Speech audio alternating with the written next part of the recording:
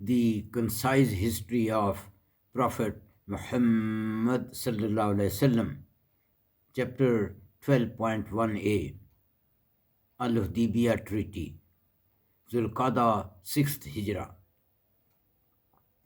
Allah subhanahu wa ta'ala says in Quran, Surah Al-Fath, verse 27, لَقَدْ صَدَقَ اللَّهُ رَسُولَهُ الرُّؤْيَا بِالْحَقِّ لا تدخلن المسجد الحرام إن شاء الله آمنين محلقين رؤوسكم ومكسرين لا تخافون فعلم ما لم تعلموا فجعل من دون ذلك فتحا قريبا. Indeed, Allah has shown a true dream to His Messenger. The dream is that you shall, God willing, enter Masjid al-Haram along with your companions peacefully. Some will have their heads shaved and others with short haircut only. Allah knows the wisdom in various events, but you don't know. One of the piece of wisdom was that Allah granted you a near victory at Khaybar. The Prophet ﷺ shared his dream with his companions. Everybody understood from this that Allah has opened the door for Umrah for the Muslims after 6 years. Hence, they promptly made preparations for this journey. The Prophet ﷺ started this journey with his 14 or 1500 companions on 1st of Zulhijjah 6th Hijrah along with his wife Salma radhiyallahu anha. Some villagers whose faith was weak did not join and made lame excuses. The companions carried no weapons with them except covered swords because they had no intention of fighting. Abdullah bin Maktoum was made in charge in Medina. It is interesting to note that in the above verse, Allah subhanahu wa ta'ala used the wording inshallah, God willing, even for himself, although it was not necessary to use this wording. In fact, Allah is teaching the Prophet ﷺ and his followers to use this wording for such occasions. We are given similar command in Surah Al-Qalm verse 18 and Surah Al-Kahf in verse 23 and 24. When the Prophet ﷺ and his companions reached Zul Hulayfa, they put on ihram, the pilgrim's clothes, and garlanded their animals for the sacrifice to clearly show that the purpose of their journey was nothing but to perform Umrah. The Prophet ﷺ sent a Sipahi to bring the news about the Quraysh. The Sipahi informed the Prophet ﷺ that the Quraysh and some other tribes have gathered to oppose him and the road to Makkah was completely blocked.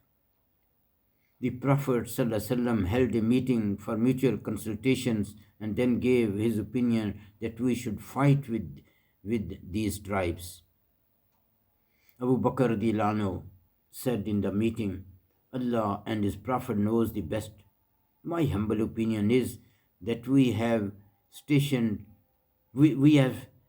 started this journey with the sole intention of performing Umrah and not to fight with anyone. Hence, we should continue our journey towards Makkah.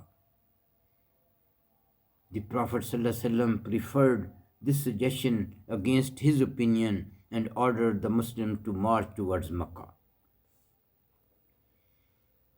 Opposition by the Quraysh. Quraysh held a meeting and decided not to allow Muslims to perform Umrah at all cost.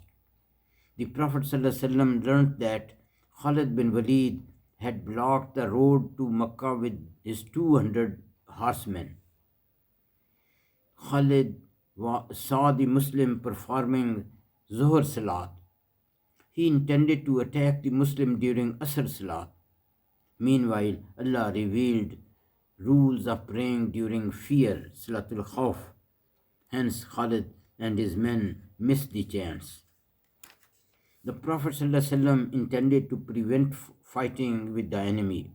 Hence, Muslims started traveling towards Jeddah instead of Mecca.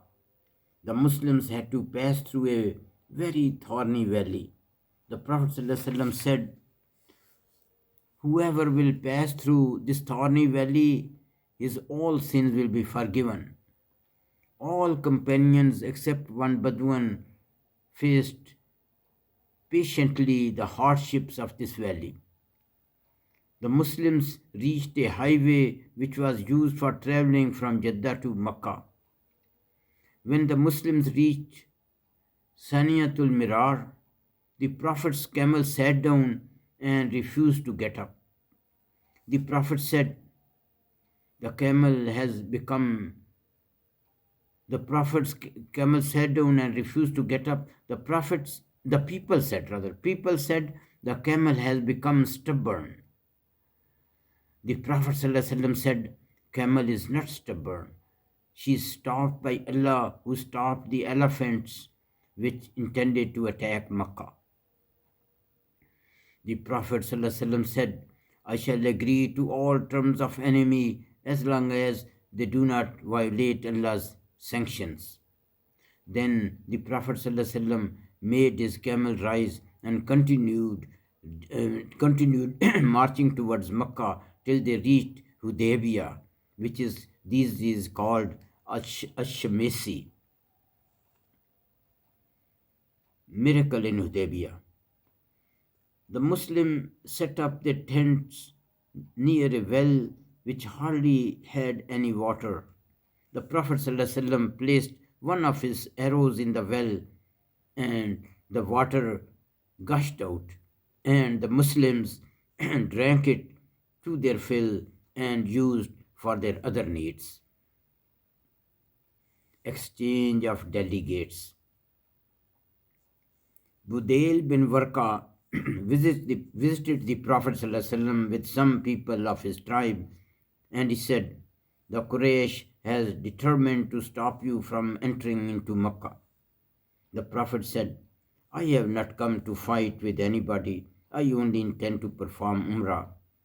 Quraysh should leave Makkah for a short while till I perform Umrah, and we can mutually agree about a timetable for it.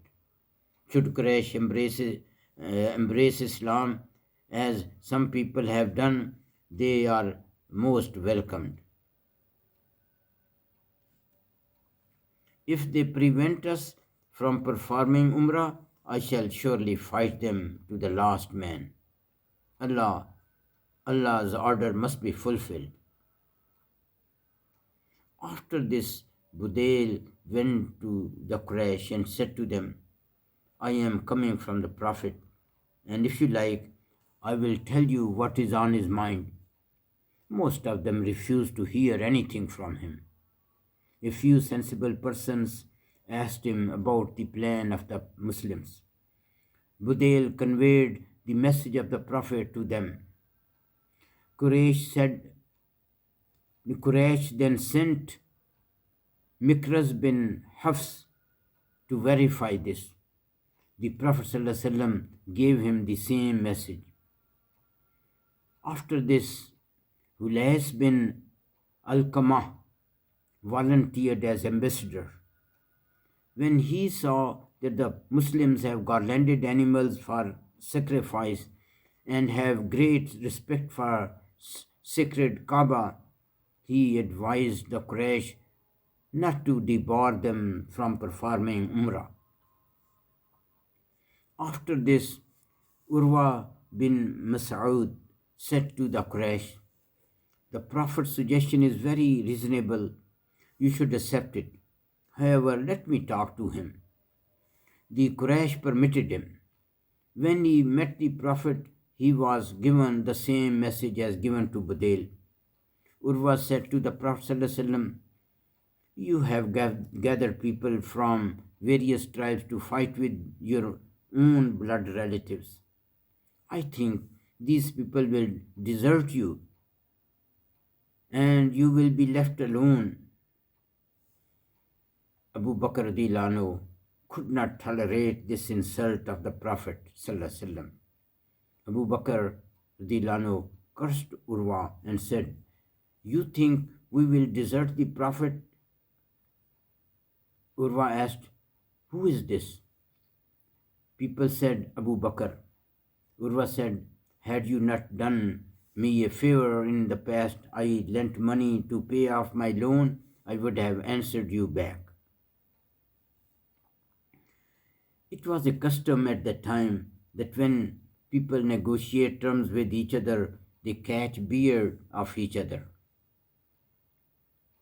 Every time Urwa touched the beard of the Prophet ﷺ, a young man with helmet on his head hit the hand of the Urwa with the handle of his sword to remove his hand. Urwa asked, "Who is this?" They said, "Your nephew Mughayira bin Shu'bah, who have embraced Islam." Urwa was very upset with this. Urwa also saw the sincere love and respect of the companions for the Prophet. When Urwa returned to the Quraysh, he said, "I have visited kings of Persia, king of Rome, and also Najashi. But never have I seen the respect given to them like the respect given to the Prophet ﷺ by his followers. If he performs his ablution, they would not let the water fall on the ground. If the Prophet ﷺ speaks, his followers would lower their voices out of respect. They do not stare in his eyes out of respect. His followers will not desert him. The Prophet ﷺ has given you a good proposal. You should accept this proposal." Meanwhile, 80 young men of Quraysh tried to infiltrate Muslim camp, but Muhammad bin Muslima, chief of Muslim guards, took them captive and brought them to the Prophet ﷺ. However, the Prophet ﷺ set them free to avoid any fighting between the two sides, and described in Quran, Surah Al-Fath, verse 24. هُوَ الَّذِي كَفَّ أَيْدِيَهُمْ عَنْكُمْ وَأَيْدِيَكُمْ عَنْهُمْ بِبَطْنِ مَكَّةَ مِنْ بَعْدِ أَنْ أَظْفَرَكُمْ عَلَيْهِمْ وَكَانَ اللَّهُ بِمَا تَعْمَلُونَ بَصِيرًا. And Allah withheld their hands to kill you, and withheld your hands to kill them near Makkah in Hudaibiyah, after He had made you dominate them. And Allah is all seer of what you do, and prevented the war between both parties due to His wisdom. Ambassadors of Muslims. The Prophet ﷺ was very keen to have peace with the Quraysh. In order to achieve this goal, he intended to send an ambassador of Muslims to them. He chose Umar radiallahu anhu for it. But Umar said, "If Quraysh will try to harm me, he has no relative in Makkah who will support him. Usman bin Affan radiallahu anhu is the best person for this." Hence, the Prophet ﷺ instructed Usman radiallahu anhu, "Explain Quraysh that we have not come to fight with you. We intend to just perform Umrah. Invite them to Islam and also convey the good news to the weak Muslims of Makkah that Allah is going to establish Islam in Makkah, and there will be no need to hide yourself due to your faith."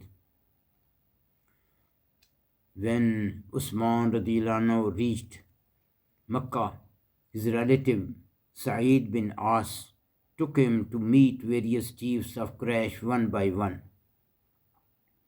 Usman radiallahu anhu conveyed them the Prophet's message, but they refused to permit Muslims to perform Umrah.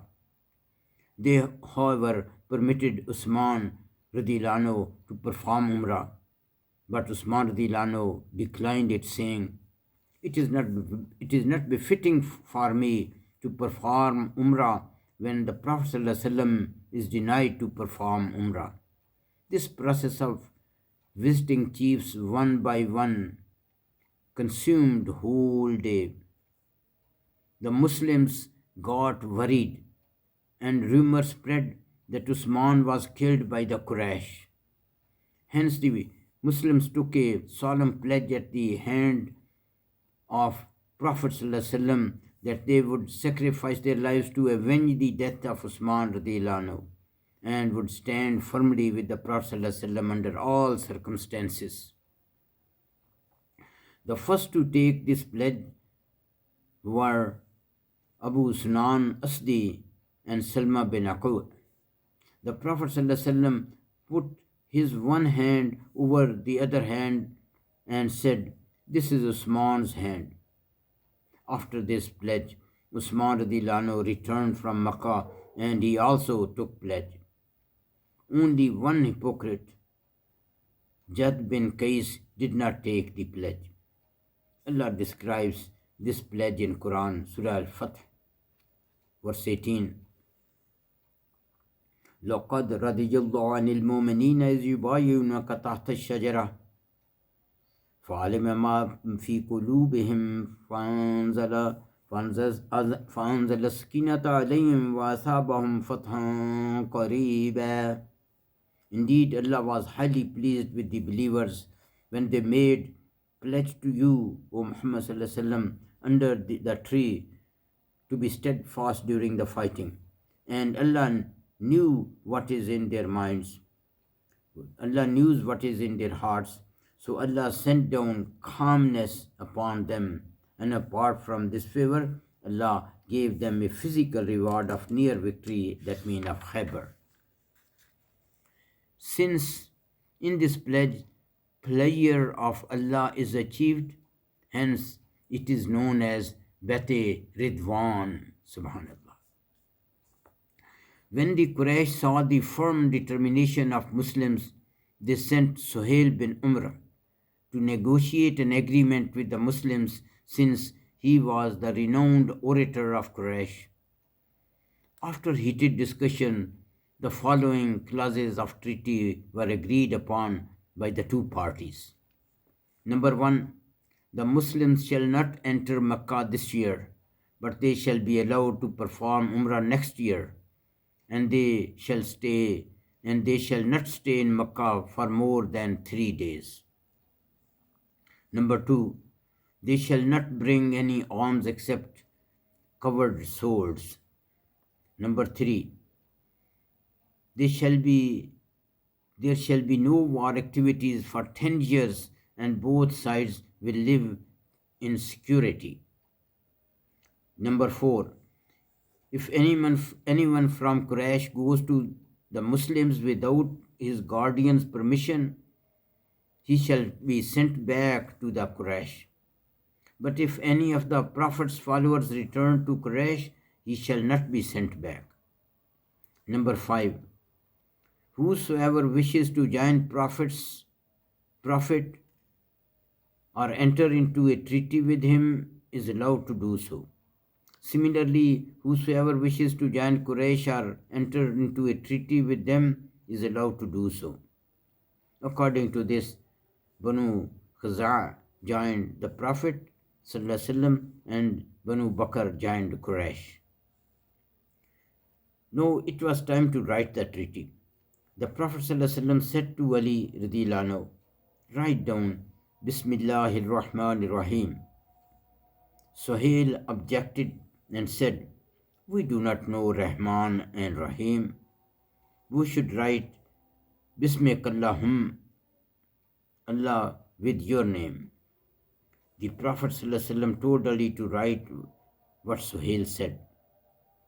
Then the Prophet ﷺ told Ali to write, "This is treaty between Muhammad, the Prophet of Allah, and the Quraysh of Makkah." Suhail again objected. He said, "If we accept you a Prophet of Allah, then there would be no dispute. There will be no dispute between us." In that case, we will not fight you and prevent you from performing Umrah. We should write Muhammad bin Abdullah in place of Muhammad, the Prophet of Allah. The Muslims strongly objected to this. The Prophet ﷺ, however, in a large interest of Islam, erased the words himself and dictated to write Muhammad, the son of Abdullah. Note that in this treaty the words Muhammad Rasulullah were erased, but Allah revealed in Surah Fath, verse 29, Muhammad Rasulullah, which will be recited till day of judgment. Subhanallah. While the treaty was being written, Abu Jandal, son of Suhail, came there with his chains. Note that Abu Jandal had embraced Islam and his father had chained him in his house. Somehow he managed to reach this site with his chains. Muslims took pity on him, but Suhail said, the clauses of the treaty apply to him.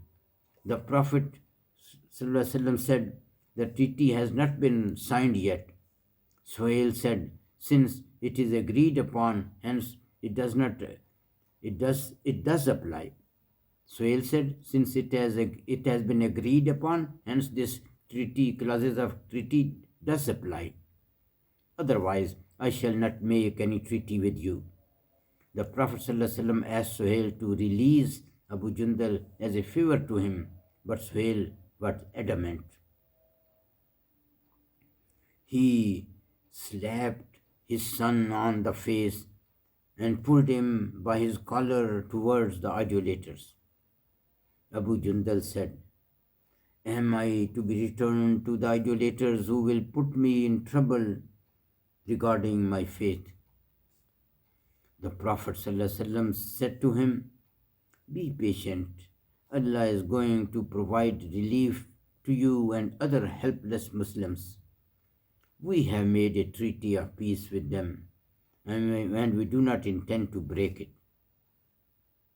At the time of return of Abu Jandal, Umar was walking by his side and was consoling him and was also offering his sword to him very quietly to cut the head of his father. But Abu Jandal spared his father. In this way, the treaty came into force. This topic will continue in next presentation, inshallah. ربنا تقبل منا إنك أنت السميع العليم وتب علينا إنك أنت التواب الرحيم.